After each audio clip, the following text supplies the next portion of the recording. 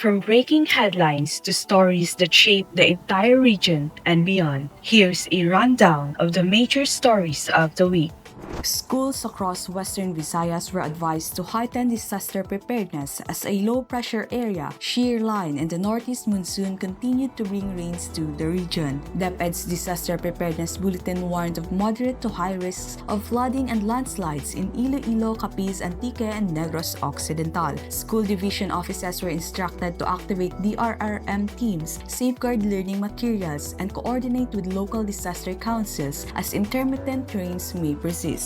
Tropical Depression Verbena triggered widespread class suspensions affecting over 184,000 learners in Region 6. Pag-asa warned of heavy rains as the system moved westward with signal number 1 raised across western Visayas. DepEd assessment identified 728 flood-prone and 598 landslide-prone schools, prompting contingency measures and alternative learning setups. The Environmental Management Bureau Region 6 has issued notices of violation against 5 road projects in Antique, implemented by SunWest, a contractor co-owned by resigned party list lawmaker Zaldico. Additional violations were found in Valderrama involving the Panay East-West Lateral Road, leading to the revocation of previous ECCs and CNCs. Environmental group Amnig Alliance Antique called the move a critical first win, but insisted on a deeper probe into alleged environmental damage and indigenous people's rights violations.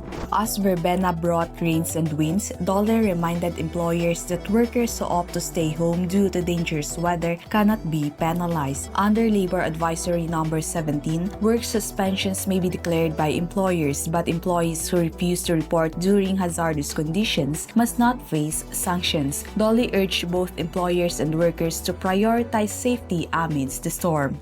Meanwhile, the Office of Civil Defense Region 6 reported minimal impact from verbena, which passed over the region on November 25. More than 2,315 schools suspended face-to-face classes, and 914 passengers were stranded due to halted sea travel. Only 67 families were housed in evacuation centers, and flooding in Iloilo City quickly subsided. Officials credited LGU preparedness and the weaker intensity of the tropical depression. A citywide crackdown revealed that 1,405 boarding houses and over 150 computer shops were operating without business permits. The Boarding House Commission said many structures were unsafe and located in coastal areas without land ownership documents. Dozens of establishments were closed as authorities vowed sustained monitoring and enforcement. Uswag Ilonggo Representative James Jojo Ang Jr. was among the 8 lawmakers recommended for administrative and criminal charges over alleged irregularities in 1,300 flood control projects nationwide. He denied wrongdoing, saying his conscience is clear and he is ready to face the allegations. Political allies have expressed confidence that Congressman Ang can defend himself as the case moves to higher authorities. Following a deadly fire in a Hong Kong housing complex, the Iloilo provincial government activated 24/7 emergency hotlines for families of Ilonggo OFWs. As of November 28, at least 44 people were confirmed dead, with 279 still missing. Governor Arthur Defensor Jr. ordered Peso Iloilo to open helplines as families anxiously await verification regarding their relatives abroad.